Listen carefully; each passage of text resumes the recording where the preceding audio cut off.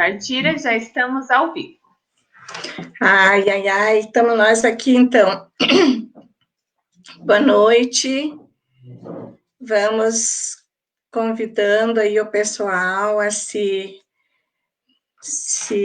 apresentar, começando mais uma live do Mentorial, da série Gente que Pensa, Gente que Faz, com a professora Marita Renaud Marcelli. Nós não temos a intenção de... Está aí a nossa querida Marita Renaud. Tudo bem, Gina? Não temos a intenção de causar uma overdose de lives no povo, mas já que o pessoal está pedindo, está sugerindo alguns temas, nós vamos, fazendo aquilo que nós podemos. Professora Marita Renaud Marcelli tem formação em matemática, pós-graduação em educação especial, pós-graduação em educação especial com ênfase em altas habilidades e superdotação, pós-graduação em psicopedagogia e é mestre em educação matemática.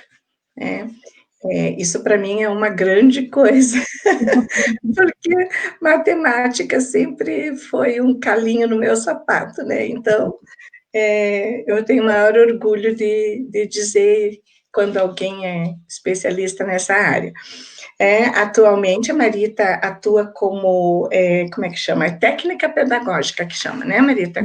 Na Secretaria de Estado da Educação, na CED, e ela faz parte da equipe do Mentorial, né, atuando como avaliadora de crianças com dificuldades de aprendizagem, autistas, né, crianças com TEA, e com altas habilidades de superdotação, e atua também na intervenção, né, também na intervenção, também em dificuldades, fazendo enriquecimento curricular, fazendo a potencialização das crianças com TEA, enfim, é um trabalho muito bonito que ela faz conosco, é um orgulho tê-la na nossa equipe e tê-la aqui conosco hoje. Aliás, a Marita foi recomendadíssima, solicitadíssima, então, olha a responsabilidade, Marita. Muitos professores pediram, quando a gente fez a enquete, pediram que você viesse por conta do sucesso que você está fazendo lá nas aulas do Estado, né? Do Estado, da Secretaria Estadual de Educação. Então, hoje, nós vamos falar sobre enriquecimento intracurricular. Mas, antes da gente entrar nesse assunto, estava conversando aqui com a Marita, eu gostaria que ela contasse para a gente um pouquinho da vida dela, como que ela era como estudante, só tirava 10 em matemática, como é que você chegou a se interessar pela educação matemática, né? Como é que você chegou a fazer todo esse sucesso como professora que você está fazendo? Você nasceu assim? Praticamente. Brincadeira. Eu sempre gostei bastante da área de exatas, né, como um todo. Vamos dizer assim, fui uma criança moleque, uma criança que não se enquadrava dentro dos padrões femininos, né? Eu gostava das brincadeiras de meninos, porque eram mais agitadas, eram mais dinâmicas, né? As brincadeiras de meninas eram mais quietinhas, e na escola isso acabava refletindo, porque me criava um pouco de dificuldade na questão da habilidade social, porque eu não me enquadrava dentro daquilo que era considerado um padrão feminino, vamos colocar assim, né? Sem fazer apologia a questões de gênero, etc. Mas eu não me enquadrava dentro do que era o padrão ali da menina do interior, vamos colocar assim, né? E aí, sempre me destacava nas áreas de exatas. Então, matemática eu ia muito bem, né? Depois no ensino médio em física, química, né? E na parte de matemática também me dava muito bem. E para eu me aproximar das,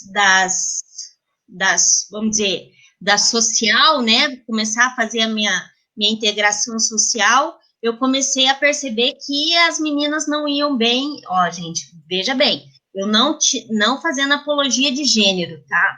Mas eu percebia que as meninas que eu queria fazer parte do grupo delas, elas não se davam muito bem com a área de exatas, e eu comecei a falar assim, não, eu ajudo no trabalho, eu ensino você, e aí ali começou o meu gosto pelo ensinar, né? Ali eu comecei a me identificar com isso.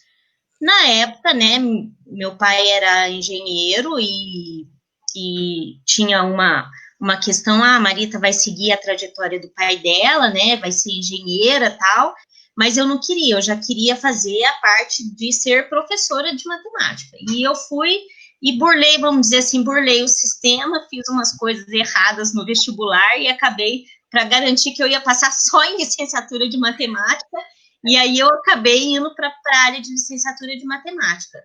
E mais importante de falar o meu gosto, né, pela matemática, pelo ensinar a matemática, eu acho que é importante falar a minha trajetória como professora de matemática, porque no meu caso, aconteceu um pouco o inverso do que normalmente acontece, né?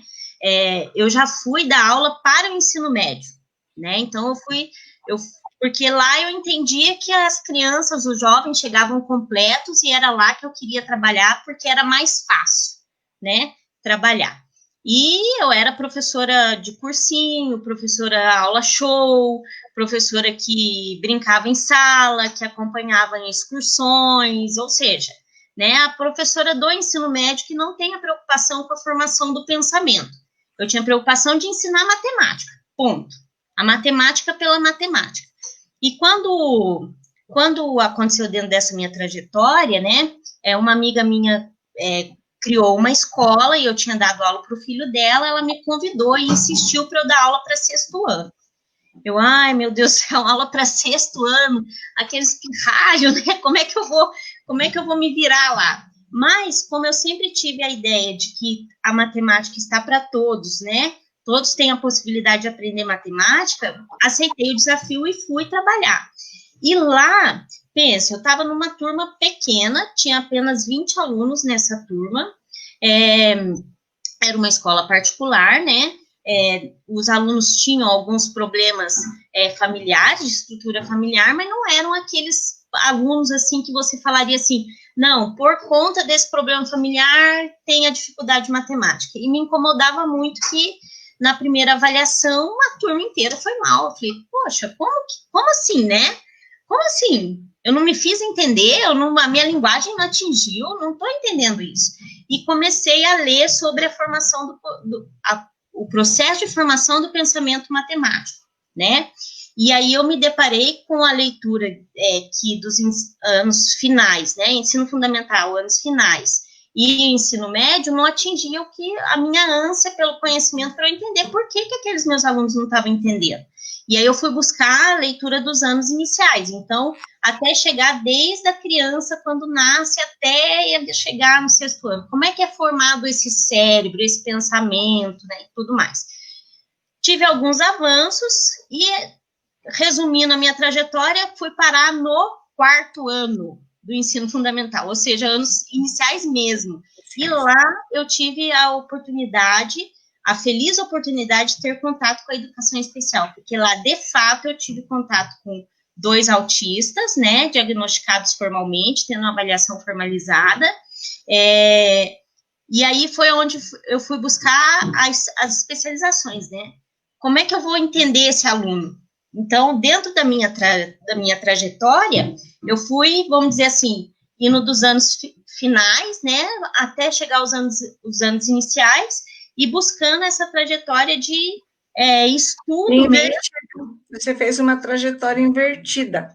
Exatamente. Uma aula invertida que você dá, não é? Exatamente, Bartira, exatamente. E aí, com relação a isso, eu fui me formando e tentando entender. Então, assim, hoje, dentro da minha sala de aula, né, quem teve a oportunidade de assistir as minhas aulas lá do estado, né, da Aula Paraná, percebe que eu trabalho sempre em cima de situações problemas, que é igual você está falando aí da aula invertida, né? Então, o mais importante porque a Marita foi fazer matemática, não, eu acho que o mais importante é entender qual a trajetória profissional que a Marita tem para hoje ela ter esse entendimento da educação matemática, né, e do ensino da matemática para as crianças, tentando atingir a todos. É lógico que a gente sabe que o ideal seria atingir 100%. A gente não consegue atingir 100%, mas a gente nunca, eu pelo menos, né, nunca planejo uma aula sem ter o meu ideal do 100%. Então, cada dia, se eu atinjo um aluno a mais, é uma vitória enorme para mim, né? Então, seria isso. Eu acho que, por isso que, igual às vezes a gente fala, né, Bartiro, eu não gosto muito que fala dos títulos, né? É mestre, é especialista, é isso. Não, a Marita tem uma trajetória a parte disso, né? Então, que eu acho que a gente precisa valorizar mais, né? Não sei. Mas eu disse a você que é claro que a tua experiência é que te dá essa valorização que você está recebendo hoje, esse reconhecimento, né, Marita?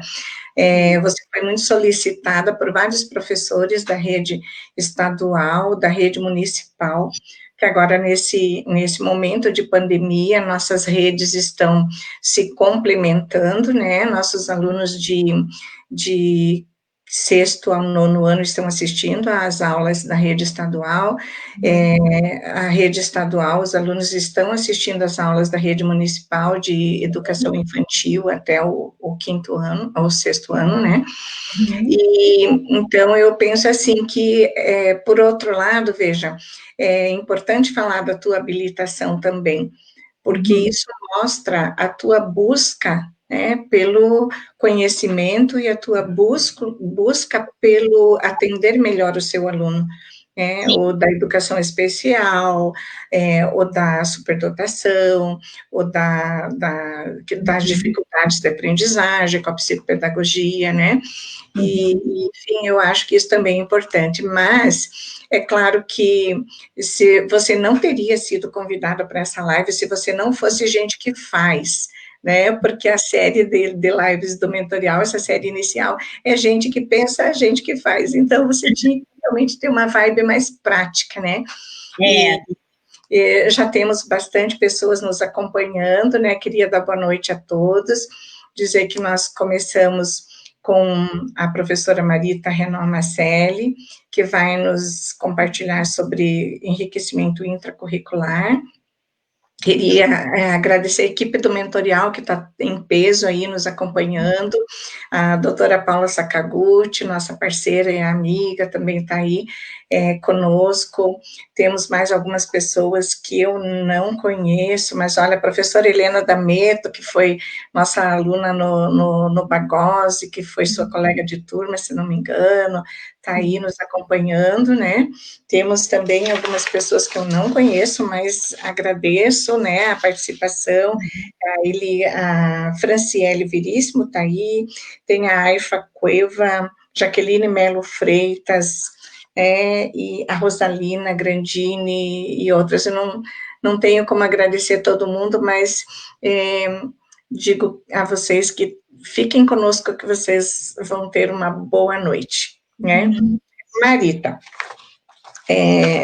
quando a gente fala de enriquecimento intracurricular, a gente pensa numa coisa, assim, extraordinária, em pegar o currículo, mudar currículo, adaptar currículo, fazer uma série de coisas com o currículo, tudo no sentido de impactar a vida do estudante para que ele aprenda melhor, aprenda mais rápido, para que ele aprenda mais, para que o superdotado não desanime, para que a criança que tem uma inteligência acima da média fique motivada, para que aqueles alunos, enfim, todos nós sabemos, né, na nosso entendimento, nós trabalhamos com potencial, então todo aluno tem um potencial. O que a gente quer é que todos sigam para frente, né, que todos façam mais, aprendam mais, se ampliem. E aí a gente pensa nas metodologias, né, e nos projetos especiais. Estava comentando, por exemplo, sobre os projetos voltados para criança como promotora do seu próprio desenvolvimento, né? Como promotora da construção do seu conhecimento, que são os projetos tipo a Escola da Ponte, né? O projeto Reggio Emilia, aqui em São Paulo nós temos a escola que é supervisionada pelo Pacheco, pelo José Pacheco, que é o projeto, como é que chama? Âncora, né?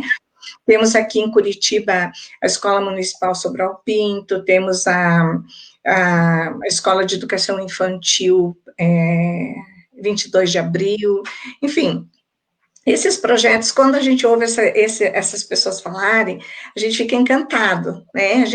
Nós, professores, ficamos assim, poxa, que coisa, isso é possível, que legal, a gente sai assim, né, totalmente turbinado, encantados.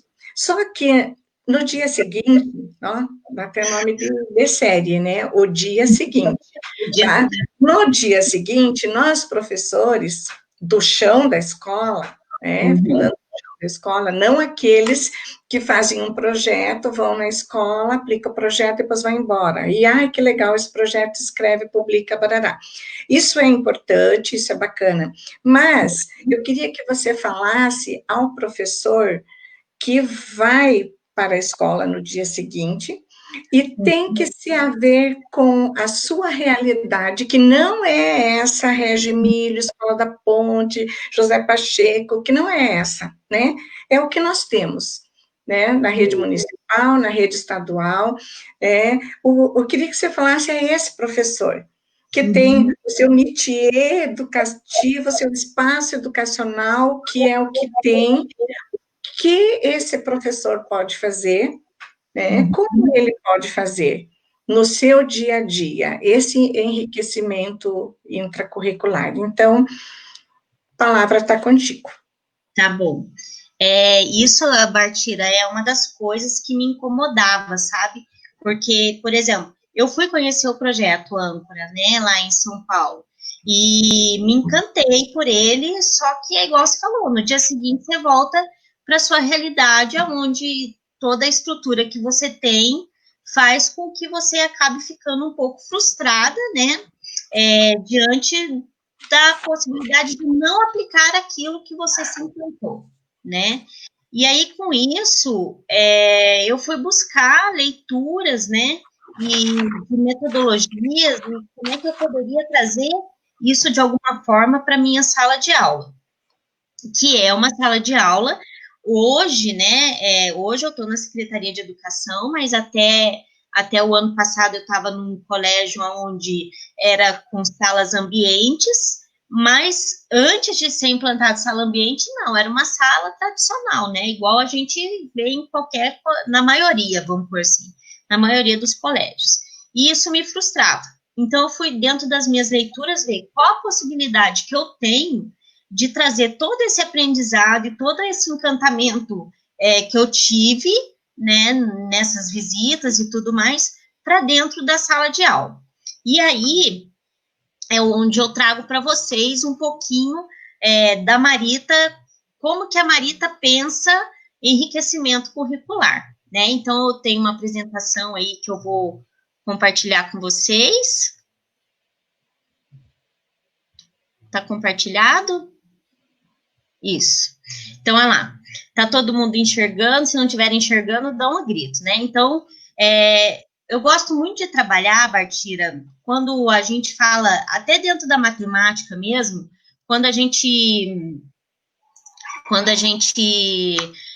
traz a matemática, os assuntos de matemática, uma coisa que eu trabalho bastante com os meus alunos é a epistemologia das palavras, né? O significado dessas palavras. Então, para a apresentação aqui de hoje, não foi diferente, né? Quando eu busco, assim, falar assim, o que é enriquecimento, né? Eu vou lá no dicionário e busco o significado dessa palavra enriquecimento, né? Que é tornar rico, maior e melhor. Quando você fala intracurricular, você tem duas palavras em uma, né? Você tem, na verdade, um prefixo, né? Que é dentro de, que expressa a ideia do processo de colocar algo dentro. E, no caso nosso, currículo, reunião de disciplinas de um curso. Só que quando você fala reunião de disciplinas de um curso, especificamente eu estou trazendo um intracurricular em matemática. Então, dentro das minhas possibilidades de conteúdo de matemática, como é que eu vou fazer esse enriquecimento? E daí, quando eu junto as três, né, eu trago aí o conceito da Freitas e da Pérez, né, que tá aí, que eu não vou ler, porque é só vocês lerem aí, mas que, na verdade, reúne tudo isso, que é o ato de tornar rico melhor e maior, dentro de um planejamento de um curso. No nosso caso, o nosso curso é a matemática, né, que o foco da live de hoje é matemática, porque para a gente poder falar de todas as áreas, a gente teria que ter 5 horas, no mínimo, aqui, né, de live. Então, eu trago para vocês alguns exemplos, tá? O primeiro exemplo que eu trago, e aí eu vou pedir licença, né, para quem não é da área, e porque, como eu vou falar de matemática e como fazer esse enriquecimento, vocês, por favor, coloquem as dúvidas se eu estiver sendo rápida demais, né, se eu estiver sendo muito acelerada, porque eu sou assim, né, vocês me sinalizam aí que aí a gente retoma, tá? Então, por exemplo, esse exercício é um exercício voltado para alunos dos anos finais, tá? Do ensino fundamental, anos finais. É um exercício que foi tirado de um livro didático, né? Então, ele faz parte do currículo ali do 6º ano, especificamente do 6º ano. Então, ele é um problema, é uma situação problema. Bom, eu sempre gosto de trabalhar situações problemas, porque a partir das situações problemas, a gente tem N possibilidades, inclusive a parte do enriquecimento. Então, se eu fizer a divisão de 6.160 por 560, ela é uma divisão exata, né? Então, para o aluno do 6º ano, teoricamente, esse conteúdo das 4 operações fundamentais, ele já tem apropriado até o 5º ano, teoricamente, né, gente? A gente sabe que tem aqueles estudantes com dificuldade e tudo mais. Mas, poxa, olha que riqueza nesse enunciado, que eu já posso buscar instigar a curiosidade, estimular a curiosidade dos meus alunos, né? Por exemplo, por que a palavra pesam está entre aspas? Por qual motivo, né? Qual é o motivo dessa palavra pesam estar entre aspas? Porque a gente fala assim, pesa 1 quilo de carne. Eu peso 60 quilos.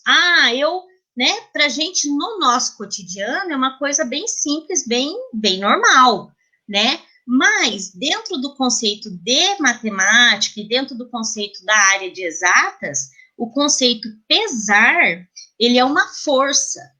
Então, por isso que nos enunciados, eles precisam vir o pesam entre aspas, porque ele é um conceito de física, né? E aí, a gente já pode estimular, muito bem, né? Então, poxa, pessoal, por que será que pesam? Tá entre aspas, né? A palavra pesam. E aí, você ali já vai identificar, por exemplo, se você tem um aluno da área de matemática, com habilidade, com o foco de interesse dele, né? Um superdotado, que o foco de interesse dele é a área de exatas, e junto é a área acadêmica, né? Ele é do tipo acadêmico, ali ele já vai falar assim, poxa vida, por que será que é, né? E você já pode estimular a fazer uma pulga atrás da orelha ali para ele. A gente já retoma isso daí. E aí, mas independente da palavra pesam, como é que eu poderia enriquecer esse problema, né? Então, quando a gente pensa em enriquecimento, a gente tem que pensar o enriquecimento que eu não vou dar mais do mesmo. Enriquecer não é eu encher o aluno, né? Principalmente na matemática, tem muitos professores de matemática que adoram isso, que é assim, aquele aluno lá, ele é superdotado, a habilidade dele é na área de matemática, então eu vou dar para ele da letra A até a letra Z para ele fazer, né? E às vezes tem professor que ainda faz A, B, B, C, C, né? Ou seja, não satisfeito só com as letras do alfabeto, ele ainda duplica as letras, né? Mas, Marita, aqui em Curitiba não tem esse tipo de professor, tá? Tá bom. Então, assim... É só fora do Brasil que tem, aqui não tem. Isso não é enriquecer, né? Isso daí é você fazer um trabalho escravo, né? Fazer, assim, uma terapia ocupacional que ele vai ter que exercitar mecanicamente a mesma coisa. Mas, por exemplo, já que a gente está em 6º ano e, teoricamente, ele já vem com a divisão, a gente pode, em vez de falar em 560 quilogramas, né? O máximo que o elevador carrega, a gente pode falar em 510. Porque daí o que vai acontecer? Vai gerar uma discussão. E aí, gente, a coisa que eu mais gosto na sala de aula são as discussões, né? Porque, assim, eu nunca dou para o meu aluno a resposta pronta. Eu lançaria, por exemplo, esse problema, né?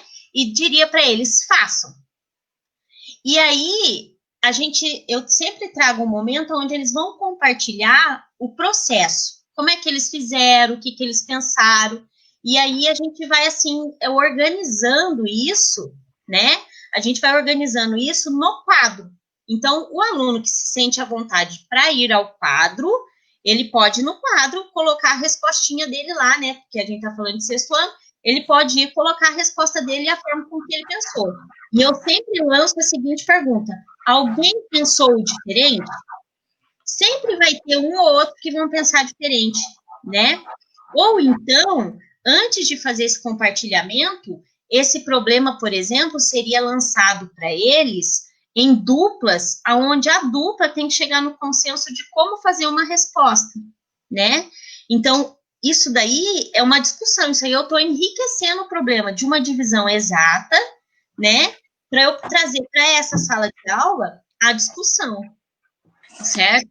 E isso estimula aquele aluno que é da área de exatas, né? Aquele aluno que tem esse gosto, né, pela área de exatas e faz com que a gente possa descobrir outras pessoas ali dentro, né? Outros estudantes que às vezes não se enquadravam no gostar da matemática, mas é aquela matemática padrão, né?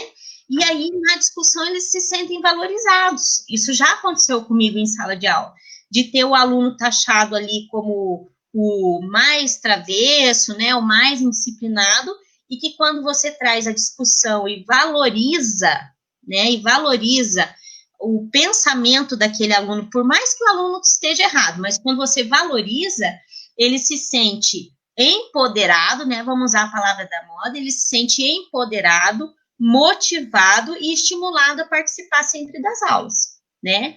Confesso para vocês que as minhas aulas não são facinhas, sabe? Eles até falam, às vezes os alunos falam assim, ai, professora, você nunca dá a resposta pronta. Eu falei, não.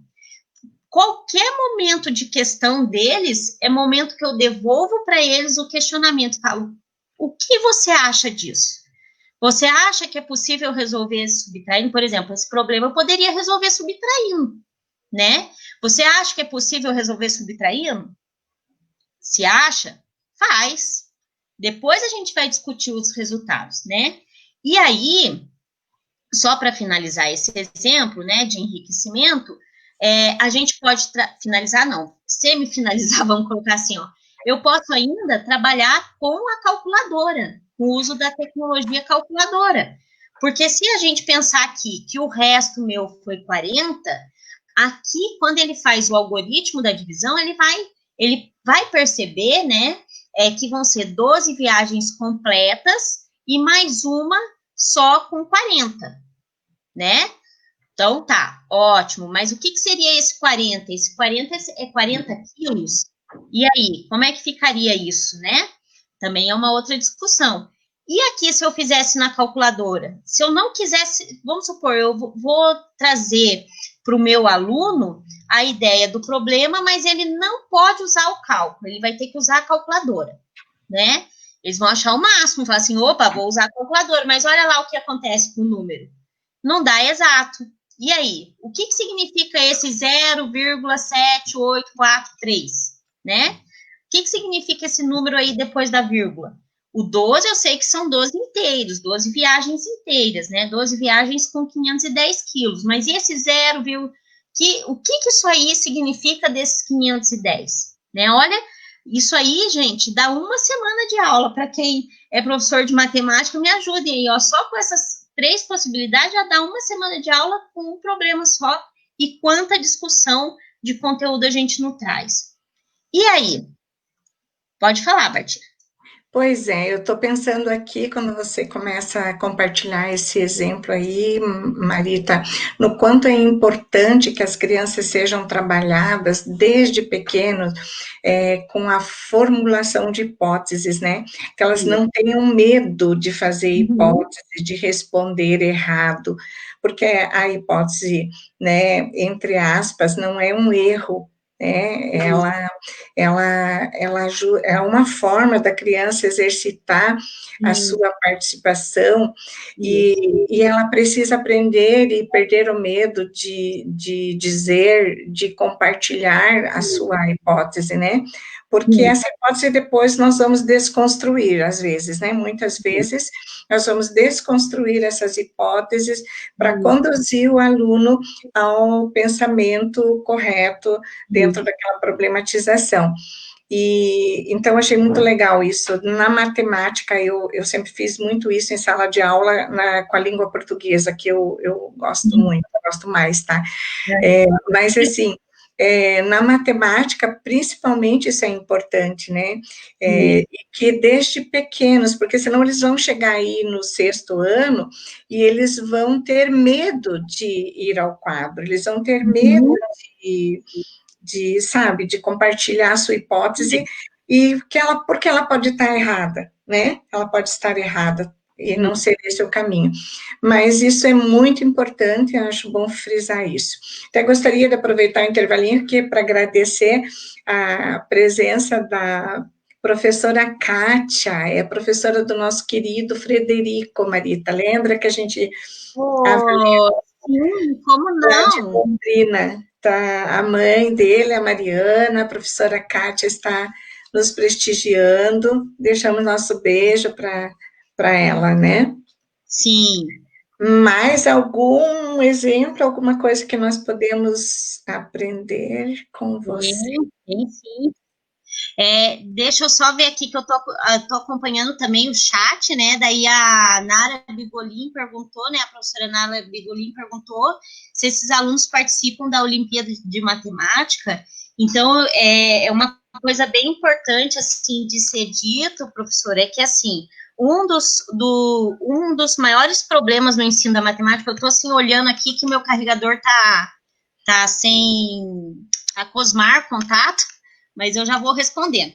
Um dos grandes problemas que a gente tem, professora, hoje, que gera os índices de matemática, é que a gente já consegue identificar que esses estudantes, eles não conseguem fazer a leitura de situações problemas, né? Porque você fazer resolução de problema para a matemática, ela é uma metodologia, né? E aí, a gente tem esse impasse hoje no ensino, de uma forma geral, que é a leitura de situação-problema. Então, esses alunos participam, sim, né? Os alunos participam da Olimpíada Brasileira de Matemática, porém, a proposta que vem da OBMEP, né? Ela é uma proposta de desenvolvimento de raciocínio lógico, né? E aí, esse aluno, ele precisa, vamos dizer assim, ser ensinado a fazer essa leitura, né, dessa situação. Por isso que eu gosto bastante de trabalhar na minha sala de aula com a situação-problema, para poder fazer o que a Bartira acabou de dizer, né? Eles perderem o medo de participar, eles perderem o medo de se expor, né? E de testar mesmo as suas hipóteses e ver, será que isso funciona, será que não funciona? Porque a gente não pode descartar o conhecimento que eles trazem, né? Então, eu gosto muito quando ele trabalha com o Vygotsky, né, que ele fala da zona de desenvolvimento profissional, tem outros que dão outras nomenclaturas, mas no fundo é a mesma ideia, né, que é a ideia de eu ter uma gama de conhecimentos, né, e a partir dessa gama de conhecimentos, eu lanço um desafio, né? Eu lanço um desafio e esse desafio faz uma bolha nesse meu repertório de conteúdos, né? E aí ele faz uma bolha. Então, eu fiz até um desenho, fiz um desenho aqui, depois eu compartilho com vocês. Então, a partir dessa bolha, eu não sei se vocês estão enxergando, mas aqui, ó, eu fiz o desenho aqui da bolha, ó. Então, faz uma bolha, né? E a partir dessa bolha, quando o aluno consegue resolver esse desafio, consegue testar suas hipóteses e a partir do erro, do acerto, essa bolha, ele consegue resolver, o que ele faz? Ele amplia esse leque de conhecimento, esse repertório. Então, em matemática, isso funciona muito, porque apesar da matemática, normalmente a gente falar que ela tem um conhecimento linear, né? Eu tenho bastante pré-requisitos, é bem determinado isso nos documentos oficiais, né? O que é pré-requisito para matemática, a aprendizagem é de uma forma espiral, porque eu vou e volto no meu conhecimento para eu poder aprender novos conhecimentos, né? Que é aquela dialética da ferramenta-objeto.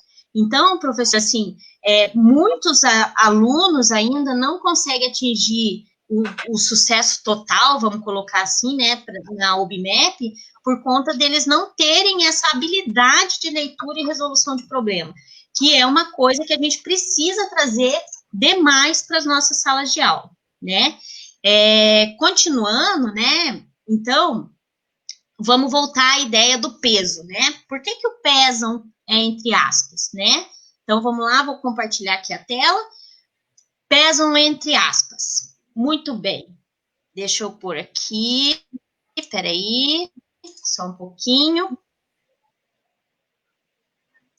Não foi ainda. Agora vai. Foi. Opa, foi demais. Peraí, gente, que foi demais. Foi demais. Foi demais. Volta. Isso. Aí. Aqui, ó. Voltando à ideia de peso, né? A ideia de peso é a ideia de força-peso. O símbolo ficou ali. Não, é esse mesmo. Uhum. Força Aqui, gravitacional. a ideia de força-peso, né? Da onde vem isso? Sabe a historinha do Newton, que a maçã caiu na cabeça dele? Então, que a gente sabe que hoje é uma lenda, né? Mas a gente tem como... Exatamente. Então, a força gravitacional, ele é uma força-peso. Então, a gente não pode dizer, por exemplo, que eu peso 70 quilos, né? Quando a gente sobe na balança, existe toda uma conversão de unidade de medidas que me permite no planeta Terra com meus 70 quilos de massa, né? Que, na verdade, a balança ela é medida em KGF, que é quilograma-força. Então, o que acontece? Olha a riqueza de detalhes que a gente pode trazer, né? Para discussão com esse aluno, porque se é um aluno superdotado, a hora que ele vê a palavra peso e você instigar e estimular ele a resolver esse problema e até trazer para a turma o porquê dessa palavra, né? Ele vai visitar a física, né? Sim, dá para fazer aquele diálogo interdisciplinar, né? Exato. E o aluno superdotado, ele vai sair do quadradinho, né? Ele vai visitar a astronomia, porque você pode lançar a ideia para ele assim, ó, vamos lá, que meus slides não estão indo muito, mas tudo bem, vamos ver se vai agora. Foi. Ele então, por exemplo, ó, estimulando... Vai falando que ele demora um pouquinho, mas ele vai. Deixa eu voltar. Então, ó, estimulando a pesquisa, o professor pode solicitar uma pesquisa sobre essa força-peso, né? Fulano, vem aqui, olha, a prof precisa trazer esse conhecimento para os seus colegas. O que você acha de... Hã? Isso tem alguma coisa a ver com força na peruca? Não. Força na peruca é a quantidade da raiz aqui, né? Mas assim, ó, Ele vai visitar a física, a matemática e a astronomia. Porque para eu falar em peso, eu falo da massa do corpo, aí sim, tá certo eu falar em quilo, e em força da gravidade. No caso da Terra, como a gente arredonda a força da gravidade para 10 newtons, né? Acaba coincidindo que os 70 quilos é o 70 kgf, né? Que é a quilograma força. Mas por que na Lua, olha como é que dá para a gente viajar. Por que na Lua o meu 70 quilos ele fica tão leve que eu consigo flutuar, né? Então, porque vem a questão da força da gravidade. E quer ver uma coisa legal? Uma vez eu fiz uma discussão com os alunos, né? E aí a gente chegou à ideia de montar balanças, né? Lógico que não deu muito certo, porque teria todo um aparato mecânico, né? Mas a ideia seria montar balanças que simulava o peso, né? A força-peso simulava a minha massa corporal nos planetas, né? Nos diferentes planetas. Então, isso gerou a pesquisa na área da astronomia. Então, se a gente der, eu falo assim, se a gente colocar lenha nessa fogueira aí, ó, isso vai, né, até onde a gente nem imagina e sai coisas muito legais e discussões que a gente pode sair daquele currículo regular, né, e sair não, vamos dizer assim, eu posso enriquecer esse currículo regular com discussões, porque assim, ó, quando eu falo no 6º ano, por exemplo, eu não tenho que falar de unidade de medida de massa? Tenho. Por que eu vou fazer aqueles exercícios tradicionais? Por que eu não posso fazer uma discussão em cima disso? Né? Eu não tenho que falar em unidade de medida de comprimento? Tenho. Eu não tenho que falar em unidade de medida de tempo? Olha que agora eu pensando aqui, ó, por que esse segundo está ao quadrado? Né? O que essa potência está virando ali? Então, isso aí, gente, olha, dá para você fazer um leque de discussões e que se você tem um aluno superdotado na sua sala e ele é da área de exatas, gente, isso daí é um prato cheio para ele se alimentar e ele querer passar. Mas eu fico pensando assim, mas o professor, ele não pode ter medo, né? Não. De transitar nesse conteúdo que ele tem, quando eu trabalhava por projeto, eu fui ensinada assim, porque eu me perdia no começo, né? Quando eu queria sair daquele ensino linear, daquela proposta linear, eu me perdia, eu ia para, não voltava mais, ia para a Lua e não voltava mais, né?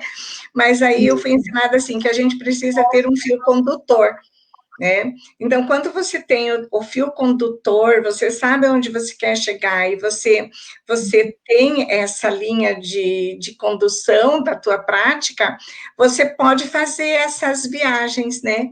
Você pode, sem se perder do currículo base, a gente pode fazer isso.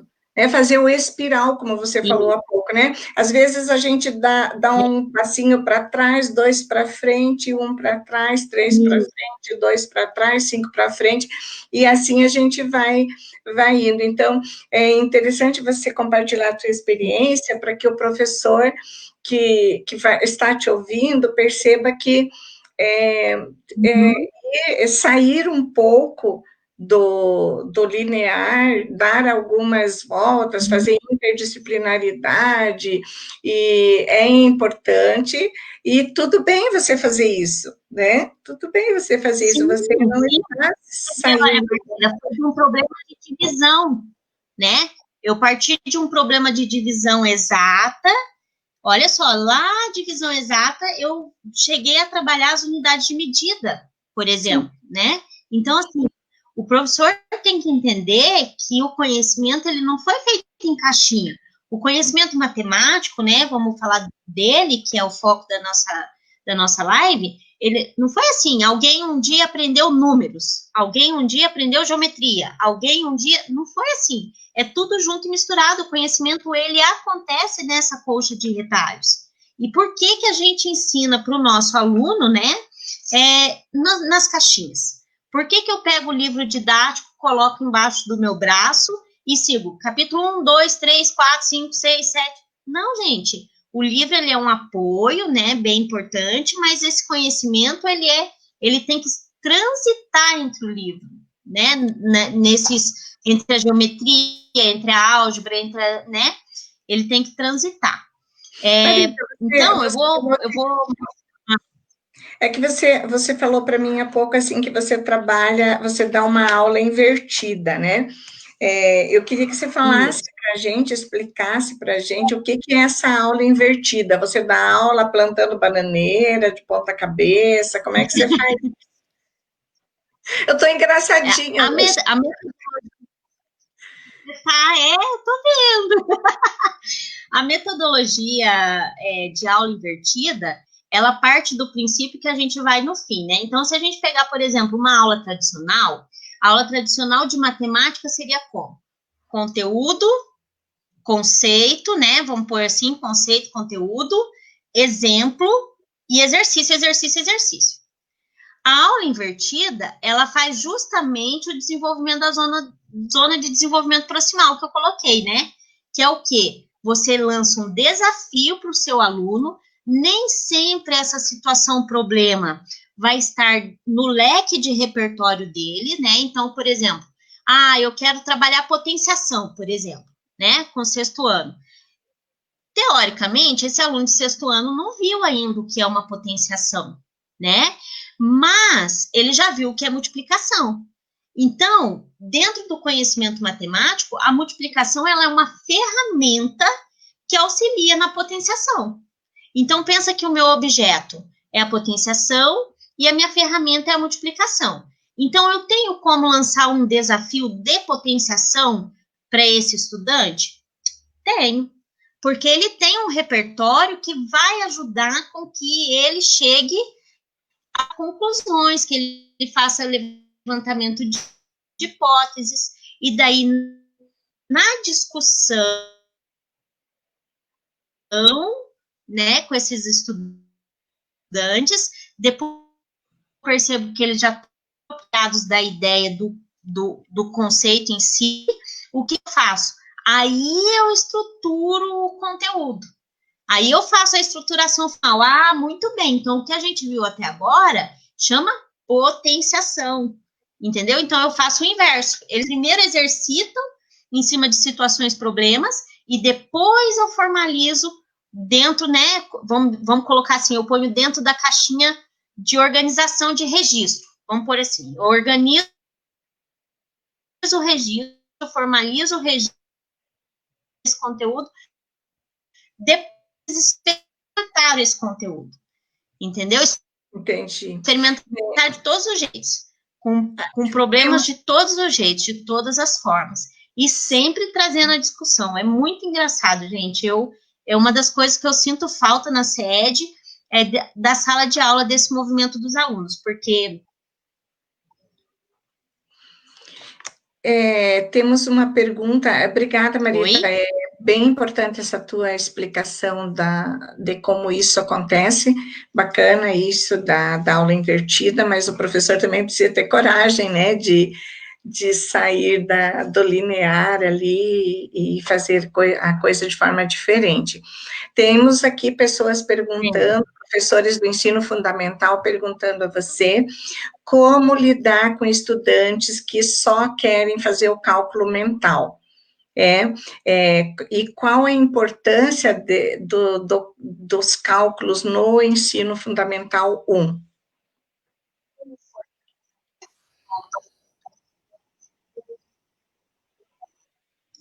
Olha, o cálculo, bom, aí a gente tem duas vertentes, né? Eu preciso entender o que é chamado o que estão chamando de cálculo mental, porque cálculo mental é uma técnica, né?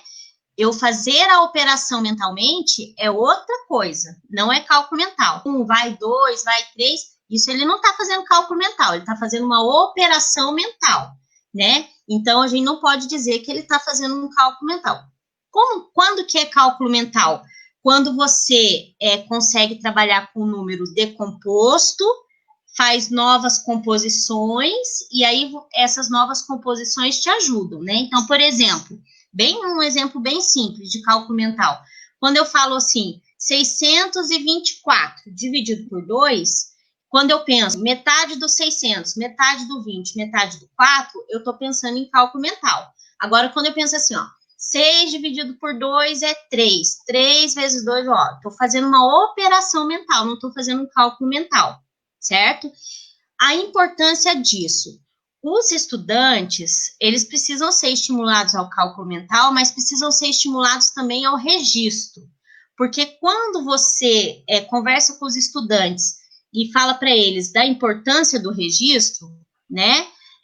Não importa, é o registro ou no algoritmo, ou de alguma forma ele tem que mostrar para você como ele pensou, ele faz a organização da estrutura neurológica dele para aquele processo, né? Então, o que acontece? Quando o aluno, ele é aquele que insiste só em cálculo mental, né? Precisa ter bastante argumento com ele, porque ele vai perguntar para você assim, mas se eu estou fazendo e estou fazendo certo, por que eu preciso registrar, né? Uma das coisas que eu sempre argumentava com os meus alunos é que eu preciso ter isso como registro, né? Para que eu possa fazer a avaliação do pensamento dele, não do resultado. Então, eu não valorizo o resultado, eu valorizo o pensamento. E aí, é um argumento que sempre deu certo, tá? Falar assim, eu preciso avaliar o seu pensamento. Que você está pensando, que você está resolvendo certo, eu estou vendo. Mas como você está pensando nesse... Porque tem várias formas na matemática, por exemplo, eu posso resolver várias coisas que coincidem no resultado certo, no resultado final certo, mas no processo não está certo esse pensamento.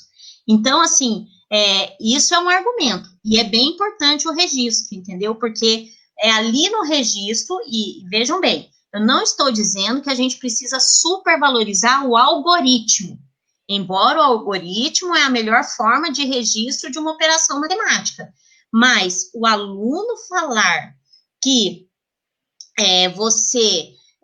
como ele pensou o processo, ou escrever, né, como que ele está pensando o processo, faz com que você entenda se o pensamento dele está indo numa coerência, né? Certo? Nós temos muitos alunos, né, Marita, que resistem muito para fazer o registro do processo. Sim. E normalmente crianças muito inteligentes, elas e algumas preguiçosas também, eu diria assim, não no sentido negativo, mas aquela preguicinha assim de, puxa, mas se eu já sei, por que eu tenho que escrever tudo se o resultado é esse, né? Então, eu penso que é importante a professora conseguir, de alguma forma, mostrar a importância desse registro do processo, como você falou, que você não vai avaliar o resultado, você vai avaliar o processo, como ela fez, como ela chegou a esse resultado, que é importante a forma como ela pensa, né, que outro pode ter pensado diferente, feito um processo diferente, ter chegado ao mesmo resultado, né? Então, a gente tem que ter muita paciência com essas crianças, e acho que a motivação também, né? Na língua portuguesa, em outras áreas, Marita, a gente consegue fazer, por exemplo, conscientizar a criança da função social da escrita ali. Na matemática, isso é possível também? Sim, por exemplo, uma estratégia disso que você acaba, né, colocando, que me veio à cabeça aqui, é você dar a situação, problema com a resposta já, final. E perguntar como chegou com aquela resposta, né? E aí ele vai ter que se obrigar a registrar como ele pensou, como que chegou naquela resposta, né? Isso é uma outra estratégia. Essa valorização do registro, ela é importante nesse sentido, né? A gente não pode pensar que a gente vai fazer o nosso aluno registrar mecanicamente aquilo que foi aprendido. Isso eu não sou a favor, certo? Eu sou a favor sempre do registro organizado do pensamento desse aluno. Quando a gente fala em registro na matemática, automaticamente a gente pensa nos algoritmos, na conta montada, etc. Mas não, tem vários processos. Quer ver, por exemplo, eu dei aula uma vez no ensino médio e eu percebia que eles estavam com dificuldades na matemática básica. Daí, o que eu fiz? Eu deixei eles usarem um aplicativo Photomat, né? Eles adoraram. Imagina, a professora vai deixar eu copiar a resposta inteira, né? Só que, qual foi a surpresa deles? No meu direcionamento, né, da atividade, eu pedi para esses alunos descreverem o que estava escrito no aplicativo. Então, por exemplo, se tinha lá um 2 elevado a x é igual a 8, eles tinham que me descrever, e descrever matematicamente. Eu tenho uma base 2 elevado a um expoente x, numa igualdade de 8, que é uma função exponencial, ou seja, eu fiz eles descreverem o conteúdo que aparecia ali pronto. E aí, eu tenho bastante tranquilidade nas minhas aulas, porque assim, porque como eu sou uma professora que não dou resposta pronta, e sempre trabalho com situação-problema, e muitas vezes a minha situação-problema vem com a resposta final, então eles sabem que eu valorizo muito como eles estão pensando. Então, até a minha postura em sala de aula, quando eu falo com eles assim, professora, isso é uma conta demais? Aí eu devolvo para ele, falei, você acha que é uma conta demais? Eu acho que é. Eu falei assim, então, bora lá, faz a conta demais. Bem, né?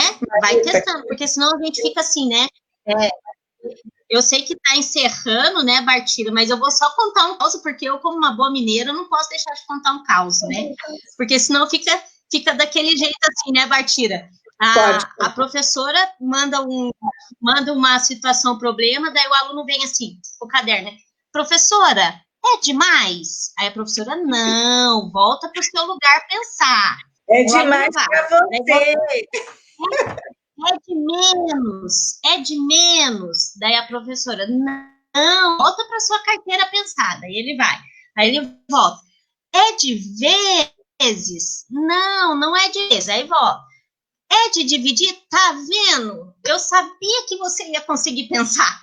Então, a professora não estimulou esse aluno a pensar, ela foi dando as respostas para ele, né? Ele foi por tentativa e erro, né?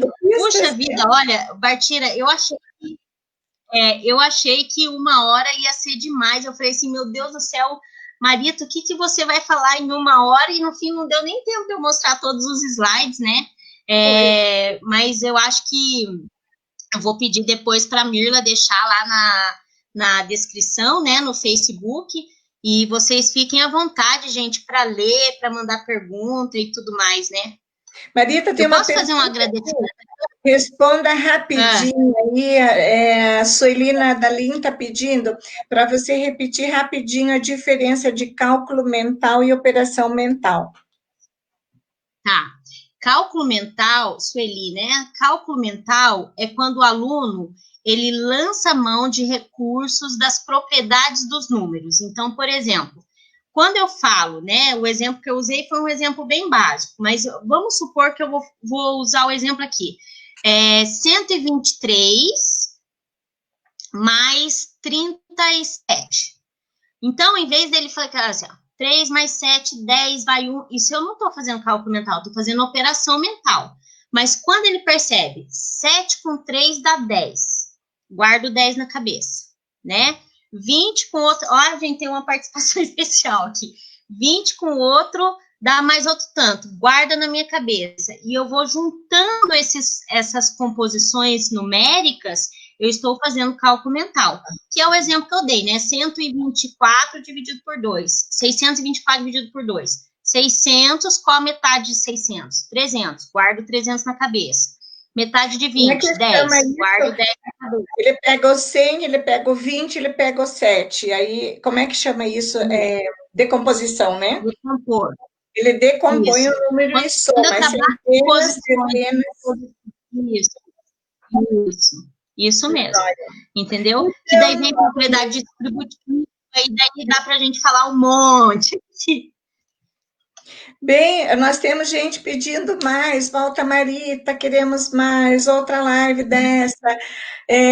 Vamos ter que nos organizar para isso. Nós não temos a intenção no mentorial de ficar dando overdose de live, mas instigando vocês a pensarem. Ó, seu gatinho chegou aí. Mostra ele para a gente aqui, que você está a orelha dele. Ai, que fofo. Então, gente, nós temos que terminar por aqui. A live vai ficar gravada, vai ficar postada depois no na página do Mentorial, no Instagram. É isso, né, Mirla?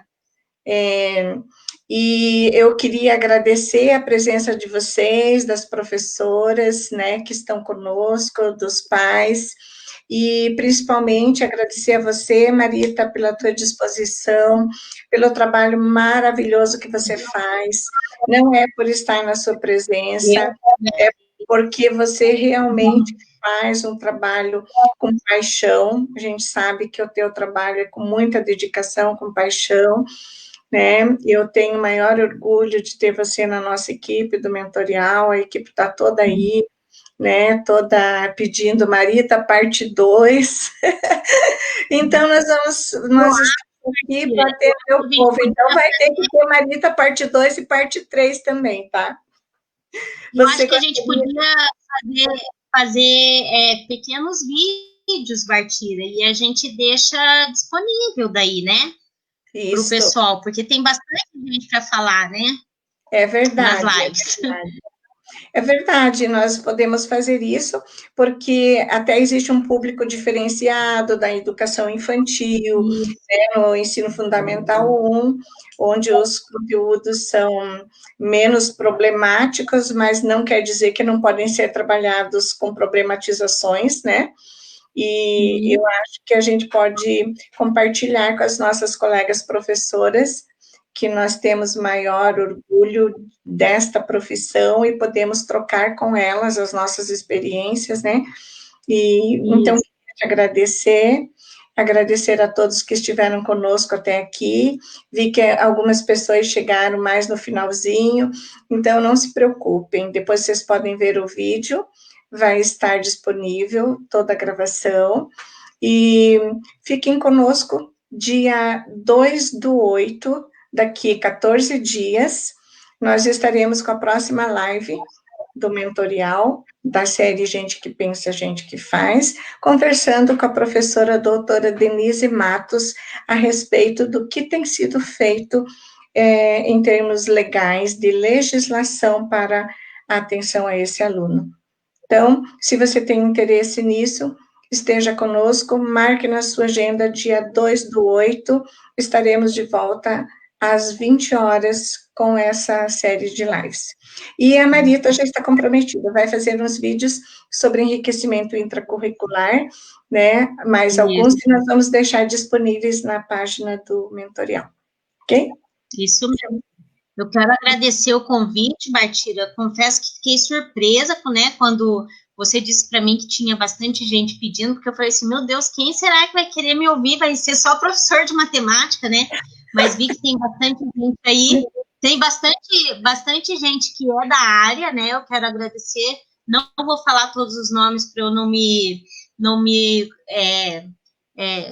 esquecer de alguém, né? Vai que eu esqueço de alguém e daí a pessoa fica chateada. Eu quero agradecer todas as minhas colegas de profissão e colegas, né? E dizer que eu sou muito grata por isso, eu gosto bastante de compartilhar conhecimento, porque senão, né, o conhecimento só na gente morre, né? E eu sou uma apaixonada pela matemática, e aí eu já estou me emocionando, então eu acho que eu vou dar tchau para vocês, com bastante saudade, dizer que passe logo essa pandemia para a gente poder sentar e tomar um café em vez de fazer live. Então, Marita, muito obrigada pela tua paixão, obrigada por teu compartilhamento, pela tua disposição. Para nós foi uma honra ter você aqui conosco, e é uma honra ter você conosco na equipe mentorial. Você é uma pessoa muito especial, né? E, gente, terminamos por aqui. Dia 2/8, esperamos por vocês, porque gente que pensa é gente que faz. Até lá.